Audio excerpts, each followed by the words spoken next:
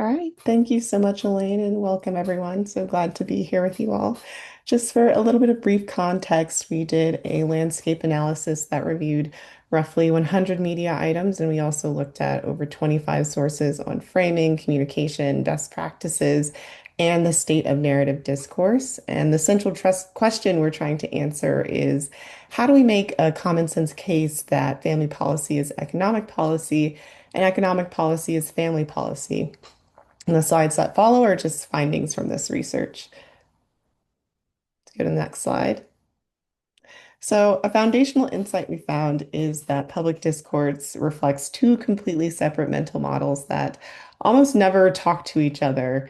And when people hear economy, they think, businesses, paid labor, and so on. When people hear children and families, they think moral values, private responsibility, and emotional concern. And this separation is a structural phenomena that really shapes what people believe is even possible when it comes to policy. It determines which arguments feel legitimate and which ones feel more out of place. Next slide, please. So, in thinking about what this divide actually cost us, on the family side, children's issues get positioned as, social services, charity, or protection, and they're more like costs to be managed as opposed to investments to be made. And on the economic side, policy focuses almost entirely on what businesses need, like productivity, physical infrastructure, and competitive markets. People show up in that story only as workers and consumers. Family life enters the picture only so much as families have to navigate that economy as best as they can. And this framing leaves every child and family policy open to several attacks. For example, good families don't need government policies, we can't afford it, and so on. And what gets lost in both of these frames is an important question, why do we have an economy and what is it actually for? Next slide. So we did find some glimmers of hope in the current moment with the affordability crisis. So media coverage across the political spectrum is now really describing raising children as exceedingly costly with housing, childcare, education, and even financially stable families are reporting struggling to afford what they see as like a normal upbringing. And this is really creating a window where people are starting to feel very concretely that the quality of family life is connected to our economic system. And there's emerging bipartisan momentum despite the language being different. And I also want to point out that there's kind of a missing piece here, and the conversation has mostly gotten to the idea of, needing economic policy that does less harm to family, and hasn't really yet made the case that we need economic policy that actively supports family, not just for moral reasons, but also as like a fundamental economic imperative.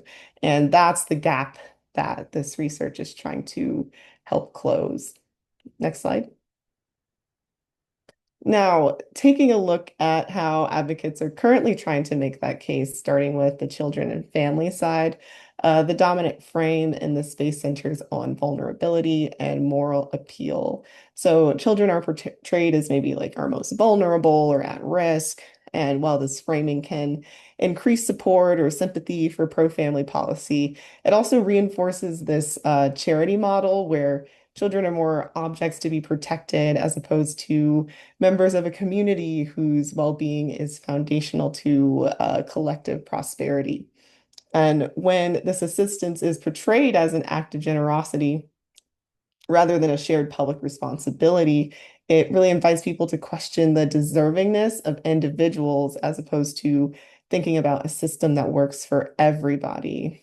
And there's also this idea of the family bubble, which is this deep pattern in public discourse that treats children's well-beings existing primarily within the sphere of the home as the responsibility of parents. And that means that whenever government gets involved, there's concern about meddling or overreach. And when messaging justifies policy by emphasizing the prevention of bad outcomes, maybe through poverty or abuse, that can actually be experienced as an invasion of the family sphere, especially by marginalized families.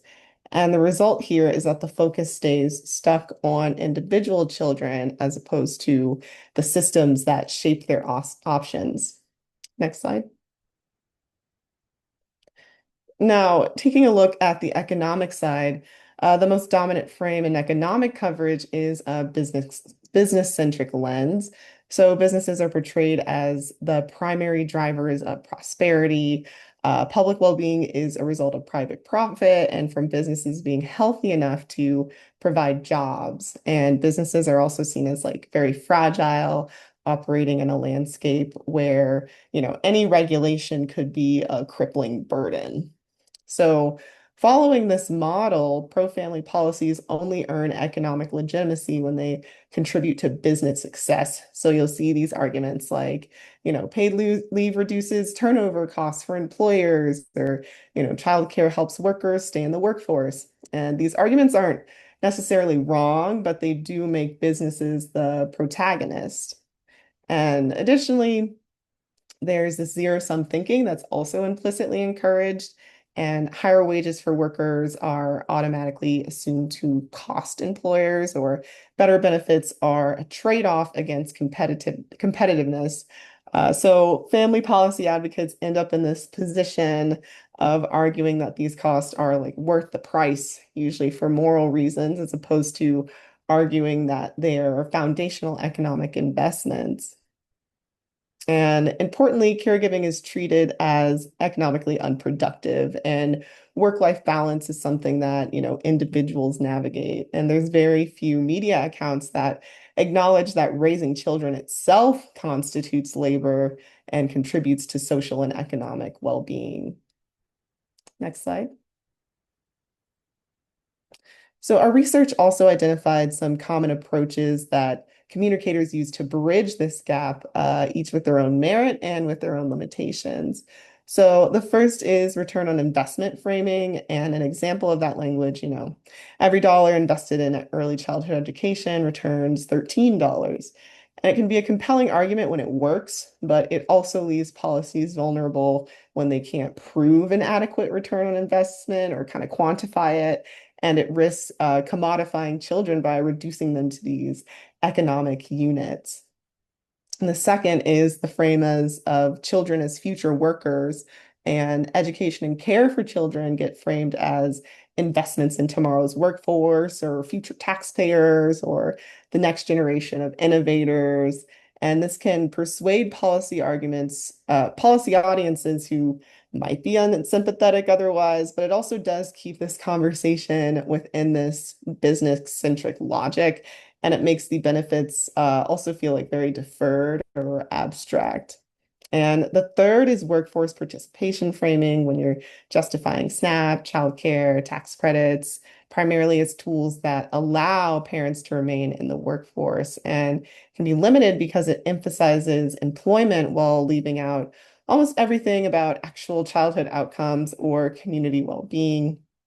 And it also subtly reinforces that caregiving is maybe economically unproductive and that it only matters when it feeds paid work. Next slide. So the through line across all of these approaches is that none of them actually challenge the underlying model of the economy that's causing the problem in the first place. They all leave business-centric frames intact. They all reduce people's economic significance to their roles as workers and consumers. They all leave caregiving and human development sitting outside of the economic sphere as things that need to justify themselves in economic terms, as opposed to core parts of what the economy actually is. And most communicators do want to maintain both this moral case for supporting children and families and the economic case, but you can't necessarily do both successfully while leaving this model in place.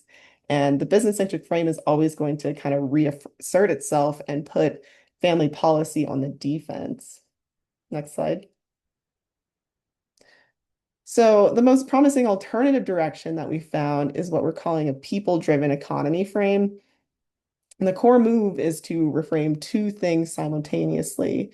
So the first is who drives the economy, people as opposed to businesses through their paid labor, but also through caregiving, creativity, innovation, spending, and community building. So all of these things are actually what makes an economy function. And secondly, what economic success means, which isn't necessarily corporate profit, but whether people and families and communities are thriving. And if the economy's purpose is serving people, then well-being would be the measure of success. So from that starting point, child development and family stability stop being a safety net or add-ons and become core economic infrastructure, just like schools or roads. And the argument flips so that we don't support families because businesses benefit. We support families because that's what the economy is for, and a stronger economy is the result as opposed to, the justification. Next slide. So, what the landscape research is telling us is that there's a real narrative opportunity here, but it requires more than finding better arguments within the existing frames. So, it requires shifting the frames themselves. And that means moving from individual hardship stories to systemic explanations of how policies create or undermine the conditions for families to thrive. And it means moving from a one-way model of us helping them to a reciprocal story where supporting families strengthens the economy and a stronger economy better supports families. And it means moving from treating family policy as a cost to treating it as how we build the kind of economy we actually want. Next slide. So that's what the research established. And now you're going to hear from Julie about what we can do with it.